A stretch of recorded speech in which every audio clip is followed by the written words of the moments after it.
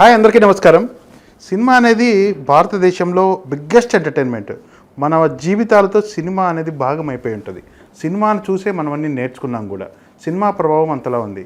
ఇలాంటి టైంలో మన సినిమా ఎటువైపు వెళ్తోంది? దొంగ క్యారెక్టర్లు చేస్తున్నారు, స్మగ్లర్లు క్యారెక్టర్ చేస్తున్నారు. ఏం చేసినా అది కరెక్ట్ అని ప్రజలకు చెప్పే ప్రయత్నం చేస్తున్నారు. ఇలాంటి సమయంలో భారతదేశం యొక్క ధర్మం గురించి, సనాతన ధర్మం గురించి, హిందూ ధర్మం గురించి ఒక సినిమా రాబోతోంది అంటే చాలా ఇదిగా ఉంది ఈ రోజుల్లో. అఖండ 1 మనం ఆల్రెడీ చూసినాం. దాంట్లో హిందూ ధర్మం గురించి కానీ, శివతత్వ గురించి కానీ, ఒక అఘోర ఎక్కడి నుంచో మన దేశంలోకి వస్తే, ప్రజల్లోకి వస్తే ఎలా ఉంటుందనేది మనం చూసాం. అలాంటిది ఇప్పుడు అఖండ 2తో నందమూరి బాలకృష్ణ గారు మన ముందుకు రాబోతున్నారు. ఈ సినిమాలో మనకు ఎలాంటి మెసేజ్ ఇవ్వబోతున్నారు? మనం ఇప్పుడు బ్రహ్మశ్రీ నానాజీ పట్నాయక్ గారు మనతో పాటు ఉన్నారు, ప్రముఖ ఆస్ట్రాలజర్. సార్ని అడిగి కనుక్కుందాం. మీరు నమస్తే గురుజీ. శ్రీమాత్రే నమః. సార్, అఖండ 1 మన పైన ఎంత ప్రభావం చూపిందో మనం చూసాం. ఇప్పుడు అఖండ 2 రిలీజ్ అవుతుంది. దాని గురించి చెప్పండి సార్, ఎలా ఉండబోతుంది? తప్పకుండా అండి. ఫస్ట్ ఆఫ్ ఆల్ ఏంటంటే అఖండాలో అఘోరాకు ఉండేటువంటి శక్తి ఏమిటి అనేటువంటి చూపించారు. అఖండ 2లో కూడా మీరు ట్రైలర్ కనుక చూసుకున్నట్లయితే ఆ యొక్క త్రిశూలాన్ని తిప్పుతూ నన్ను చాలామంది దగ్గర ఏమిటండి మరి అంటే నేను అన్నాను, అది చూపించింది 1% అండి. మీరు కనుక ఫస్ట్ మనం అఖండ 1 గురించి తీసుకుంటే మీరు 10 సార్లు చూసినా 10వసారి కూడా మనకు గూస్ బంప్స్ వస్తుంటాయి. అంత గొప్పగా ఉంటుంది ఆ డైలాగ్ డెలివరీ కానివ్వండి, ఆ వైబ్రేషన్స్ కానివ్వండి. ఆ సినిమా చూస్తుంటే మనకి ఎక్కడా బోరు కొట్టదు. ఎందుకు అంటే ఒక సత్యంగా, అంటే ఒక ఎనర్జీ పాస్ ఆన్ అవుతున్నట్టుగా, ఒక ఎనర్జీ చూస్తున్నట్టుగా అనిపిస్తుంది సినిమా కంటే కూడా. అఘోరాలకు ఉన్నటువంటి ఎనర్జీ ఎటువంటిదంటే వాళ్ళు చేసేటువంటి సాధనలు. నేను ఒకసారి ఒకరితో కలిసి వెళ్ళినప్పుడు వాళ్ళ గురువుగారిని చూపించాడు ఆయన. ఓకే. చూపిస్తే వాళ్ళ గురువు గారికి 325 సంవత్సరాలు, అంటే చూడడానికి 30 సంవత్సరాల్లో ఉన్నాడు వ్యక్తి. వాళ్ళ గురువు యొక్క గురువు 1500 సంవత్సరాలు ఉంటాయి సార్, 25 ఏళ్ళ వ్యక్తిలా ఉంటాడు అన్నాడు ఆయన. ఇంకా జీవిస్తున్నారు. అలాంటి వాళ్ళు హిమాలయాల్లో చాలామంది ఉన్నారు, గుర్తుపెట్టుకోండి. అయితే నేను మీకు ఈ విషయాన్ని ఎందుకు చెప్తున్నానంటే, అఘోర తత్వం ఏదైతే ఉందో, శివుణ్ణి వాళ్ళు ఆరాధించేటువంటి విధి విధానం ఏదైతే ఉంటుందో, వాళ్ళ కేవలం ఏదో మనం ఏదో జటాజుటాలు చేసుకున్నాము, తిరుగుతున్నాం అన్నట్టుగా కాకుండా వాళ్ళు చేసేటువంటి సాధనా మార్గంలో ఎంతో శక్తి ఉంటేనే కానీ అంతకాలం అలా యవ్వనంగా ఉండలేరు కదా. ప్రూవెన్ కదా అది. ఇప్పుడు ఒక డాక్టర్ గారు ఇచ్చిన మెడిసిన్ పనిచేస్తుందంటే డాక్టర్ గారు 80వ ఏట కూడా బాగుంటేనే నిజమే డాక్టర్ గారికి ఆరోగ్యం ఎలా ఉంటుంది. డాక్టర్ గారు 40వ ఏట ఆయన రోగంతో ఉంటే అవునా కదా. అలా అఘోరాలు అంత శక్తివంతంగా మీరు గమనిస్తారండి. ఒక్కొక్కసారి మనకు అక్కడక్కడ 100 ఏళ్ళు 120 ఏళ్ళు కూడా అక్కడక్కడ తగులుతున్నప్పుడు వాళ్ళు ఒక యువకుడు ఎలాగైతే 20-25 ఏళ్ళ యువకుడు ఎలా అయితే నడుస్తాడో, ఎలా అయితే ఉంటాడో, కొంతమంది అయితే మీరు చలిలో చూడండి, మొత్తం చలి ఉంటుంది, కేవలం గోచి పెట్టుకుని అలా తపస్సు చేస్తుంటారు. అక్కడ మనం మొత్తం కప్పుకొని ఉన్నా సరే ఉండలేము, ఆగలేము. అలాంటిది అఘోరాలకు ఎటువంటి శక్తులు ఉంటాయంటే చెప్తా చూడండి. చాంద్రాయన వ్రతం అని ఒకటి చేస్తారు. చిన్నప్పటి నుంచి వాళ్ళకి అలవాటు చేస్తారు. అంటే చంద్రుడు కళలు మనకి అమావాస్య దగ్గర నుంచి అమావాస్య రోజు ఏమీ తినరు. అలాగా ఒక్కొక్క చంద్రకళ పెరుగుతున్నా కదా, 1, 2, 3, 4 అలా ముద్దలు 15 వరకు పెంచుకొని మళ్ళీ అక్కడి నుంచి అలా చేస్తారు. ఇంకొన్ని అయితే ఎలా ఉంటాయంటే, అఘోరాకి ఎంత శక్తి ఉంటుంది అంటే, ఒక మనిషి మరణిస్తే బ్రతికించేంత శక్తి అఘోరాకు ఉంటుంది. అఖండ 1లో మనం అదే చూసాం.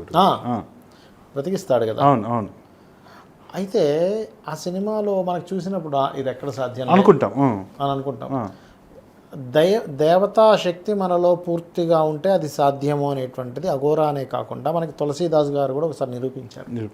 ఒకసారి ఆయన సముద్రపు ఒడ్డు దగ్గర అలా కూర్చొని జపం చేసుకుంటున్నాడు ఆయన పని. ఆయన ఒక స్త్రీమూర్తి వచ్చి ఆయన పాదాల మీద పడింది ఏడ్చుకుంటూ. ఆయన లేచి దీర్ఘసుమంగళి బావలే అమ్మ, ఎందుకమ్మా ఏడుస్తున్నావు అంటే, అయ్యో మీరేమీ ఆశీర్వదించారండి, అక్కడ వస్తున్నటువంటి శవం మా వారిది, ఆయన చనిపోయాడు, మీరేమో నన్ను దీర్ఘసుమంగళి బావా అని చెప్పి ఆశీర్వదించారంటే, అమ్మ నేను పలికేది నేను కాదు, ఆ రాముడు పలికించాడు, ఏమో నా నోటి నుంచి ఎందుకు వచ్చిందో అని పట్టుకొని బయలుదేరాడు శవం దగ్గరికి. వెళ్ళి రామనామం చదువుతూ నీళ్లు తీసుకొని జల్లగానే లేచి కూర్చున్నాడు. అప్పుడు ఆ నోట ఈ నోట తెలిసి, అప్పట్లో ఈ తురకులు పరిపాలించేవారు.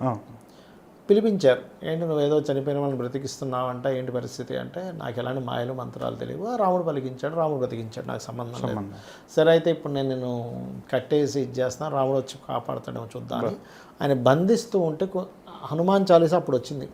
హనుమాన్ చాలీసా పఠనం చేస్తే కొన్ని వేల కోతులు అక్కడికి వస్తే హడలిపై వదిలేశాడు దండం పెట్టేసి.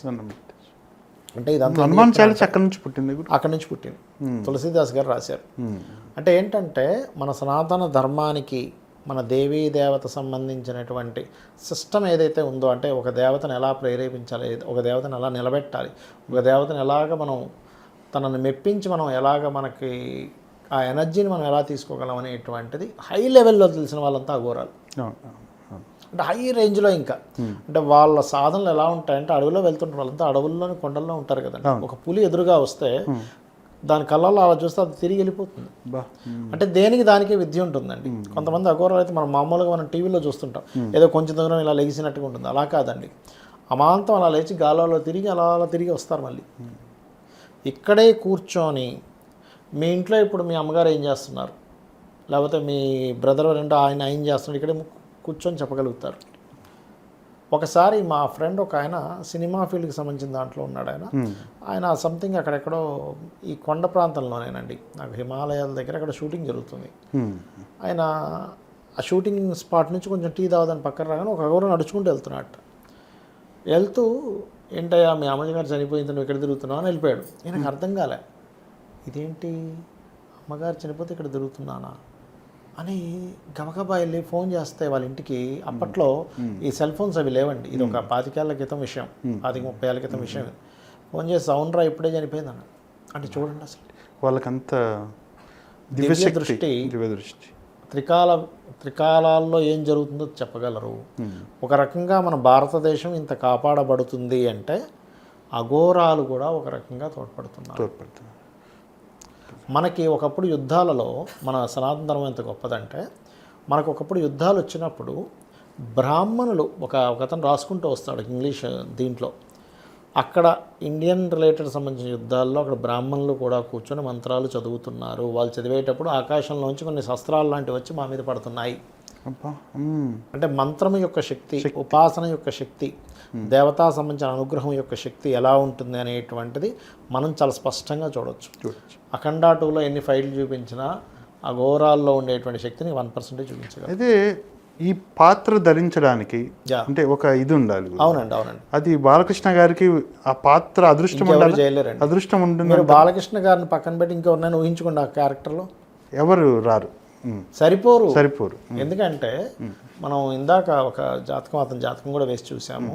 అతని జాతక చక్రంలో సింహలగ్నమై లగ్నాధిపతి దశమాధిపతి కలిసి దశమంలో ఉన్నాడు.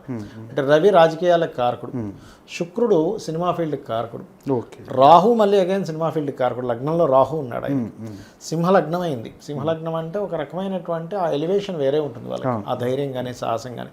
అందులో రాహు ఉంటే ఇంకా ఎక్స్పాండ్ అవుతుంది అది. ఆ రకంగా ఏంటంటే కొంతమంది ఇప్పుడు బ్రహ్మం గారు ఒక మాట చెప్పారు, రామం రామం రామం అంటే 3 రామములు దేశాలను వెళ్తాయి అన్నారు. రామారావు గారు, ఇంకొక రామం తమిళనాడులో, అట్లా 3 వేయలేరు. మరి అలాంటి వ్యక్తి దగ్గర పుట్టినటువంటి వ్యక్తి మరి ఎంతో కొంత యోగం ఉంటేనే కదా ఆయన కడుపును పుట్టగలుగుతాడు. అలాంటి పాత్ర ధరించాలంటే ఎందుకంటే వేరే వేరే క్యారెక్టర్స్ ఏమున్నా కూడా లేదా ఈ సినిమా ఈ హీరో కాకుండా ఇంకోరికి ఇవ్వచ్చు అని అంటుంటుంది. కానీ ఇలాంటి పాత్రలు కేవలం అంత శక్తి ఉంటేనే కానీ అది ఏదో. ఇంకోటి మీరు గమనించండి, అఖండ 1 వచ్చినప్పుడు అసలు జనాలు అసలు సినిమా థియేటర్కి వస్తారా అని స్టేజ్లోకి వెళ్ళిపోయి ఏమిట్రా ఈ సినిమా థియేటర్ల పరిస్థితి ఏంటి, ఎందుకంటే జనాలు కలిసి ఉండే స్థితి లేదండి. 2021లో వచ్చినప్పుడు కరోనా ప్రభావం ఎండింగ్లో ఉంది. ఇంకొక 1 or 2 years వరకు మనం చెప్పలేము సినిమా ఫీల్డ్ గురించి. అసలు సినిమాలు తీయాలా వద్దా అనేటువంటి సంశయంలో ఉన్నప్పుడు ఒకే ఒక సినిమా కంప్లీట్ సినిమా ఫీల్డ్ని మార్చినటువంటి సినిమా ఏదైనా ఉందంటే అఖండ 1. ప్రజలను కూడా ఒక చోటికి చేర్చింది. సినిమా ఫీల్డ్ వాళ్ళందరూ కూడా చేతులెత్తి దండం పెట్టారు. జనాలు ఎంజాయ్ చేశారు మూవీని, సినిమా ఫీల్డ్ వాళ్ళందరికీ ఊపిరిపోసాడు ఆయన. కానీ ఈ అఖండ 2 మూవీ విషయంలో, ఎందుకంటే నాకు నిమిత్తాలు చూసుకుంటే కొంచెం ప్రకృతి వైపరీత్యాల వల్ల కావచ్చు, ఏదైనా కొన్ని కారణాల వల్ల చిన్న చిన్న ఆటంకాలు వస్తాయి అనిపిస్తుంది. కాకపోతే ఏంటంటే వాళ్ళ సంకల్పం, ఆయన చేసే పూజాది ఉంటాయి. ఇప్పుడు మన బాలకృష్ణ గారు బ్రహ్మముహూర్తంలో లేస్తారు, అసలు బ్రహ్మముహూర్తంలో లేస్తాడు. ఆయనకి చాలా మంత్రాలు వచ్చాయండి. అసలు బ్రాహ్మణుడితో సమానంగా మంత్రాన్ని పఠించగలుగుతాడు ఆయన. ఇంకోటి ఏంటంటే ఆయనకి ఏమైందంటే మీరు గమనిస్తే కనుక రాహులో రవి అంతర్దశ 2020 నుంచి ఇప్పుడు వచ్చినప్పటి నుంచి మీకు ఆయన ఇది కూడా మారింది, గమనించండి. అంటే ఏంటంటే మీరు అదేది మన అన్స్టాపబుల్ షో అసలు ఇండియాలోనే ఫస్ట్ నెంబర్ 1 కపిల్ శర్మ దానికన్నా నెంబర్ 1 వెళ్ళింది, ఒక రీజనల్ లాంగ్వేజ్. అసలు ఎవరు ఊహించలేదు. అంటే ఒక బాలకృష్ణ గారు అలాంటి షో చేసి అంత అద్భుతంగా జనాల్లోకి వెళ్ళగలుగుతారు. మనం అంతా అది ఎలా అంటే గంభీరంగా ఉంటూ హాస్యాన్ని పండించడం. ఒక కామెడీని పండించడం వేరు, గంభీరంగా ఉంటూ హాస్యాన్ని హుందాతనాన్ని చూపించేటువంటి తత్వం ఆ యొక్క అన్స్టాపుల్లో వస్తే అంతకు 100 రెట్లు అఖండాలు వచ్చేసింది. ఇప్పుడు మీరు ఇందాక అన్నట్టుగా జనాలు సినిమాల నుంచి నేర్చుకుంటారు అన్నట్టుగానే ఆ సినిమా చూసి చాలామంది నేను దైవం గురించి నేను ఆలోచించాను అని అన్న వాళ్ళు నేను ఇంతమందిని చూశానండి. కొన్ని 100 మందిని చూశాను, 1000 మందిని చూశాను. ఏమంటే నాకు అంతకుముందు వరకు అసలు నాకు దైవం అంటే ఏంటి, ఏముంది ఉంటాయి ఇలాంటివి అనుకునేవాడిని. అలాంటి వాడిని నేను ఒక ఉపాసన చేశాను, నేను ఒక దీంట్లోకి వెళ్ళాను, రిలేషన్స్ యొక్క వాల్యూస్ తెలుసుకున్నాను అనుకున్న వాళ్ళని చాలామంది చూసాను. అంటే ఏంటంటే ఒక సినిమా ఇంతమందిని మార్చగలుగుతుందంటే ఆ సినిమా చాలా గొప్పదే కదా. గొప్పది అంతే. కాబట్టి ఏంటంటే మీరు అన్నట్టుగా అఖండ లాంటి మూవీలు ఇంకా రావాలి. కాకపోతే అఖండానికి ఇంకోటి లేదు. అయితే మీరు ఇందాక రిలేషన్స్ ధర్మం అంటే మన పాలిటిక్స్ కానీ వ్యవస్థ కానీ ఎలా ఉందో ఇప్పుడు అంతా వేరుగా ఉంది, ముందులాగా ధర్మం లేదు. ఇలాంటి టైంలో అఘోరాలు నిజంగానే ఇండియాలోకి వచ్చి మార్చాల్సిన పరిస్థితి ఏమన్నా ఉందంటారా? ఉంటుందండి, అలాంటి సమయం కూడా ఒకటి వస్తుంది, అఘోరాలు మార్చే సమయం వస్తుంది. కాకపోతే కలి ప్రభావము అంటారు. అంటే కలిపురుషుడు తన ప్రభావాన్ని తను చూపించుకుంటూ వెళ్తూ ఉంటాడు. అంటే ఎక్కడా కూడా దేవతలు కానివ్వండి, ఆ పరమేశ్వరుడు కానివ్వండి, బ్రహ్మ విష్ణు రుద్రులు ఎవరైనా కానివ్వండి, ఆ కలిధర్మాన్ని కలి చేయించుకునేలా చూస్తూ ఉంటాడు. ఈ కలికి మనం పట్టుబడకుండా ఉండడానికి పరమాత్మను ఎప్పుడైతే మనం చేస్తూ ఉంటామో ఆ యొక్క పరమాత్మ మనం రక్షిస్తూ ఉంటాడు, అందులో ఎటువంటి డౌట్ లేదు. Okay, thank you sir. అదే అండి, ఈ డిసెంబర్ 5 తారీఖున అఖండ సినిమా థియేటర్లో వస్తుంది. మన ధర్మం గురించి, భారతదేశ ఔన్నత్యం గురించి ఆ సినిమాలో చెప్పబోతున్నారు. రకరకాల సినిమా వస్తున్నాయి, కానీ ఇలాంటి సినిమాలు చాలా రేర్గా 10 సంవత్సరాలు కానీ ఒకటి రాదు. కాబట్టి ఖచ్చితంగా అఖండ 2ను మీ ఫ్యామిలీతో సహా, మీ పిల్లలతో సహా వాల్యూస్ నేర్పించడానికి సినిమా చూపించండి. థ్యాంక్ యూ, నమస్తే.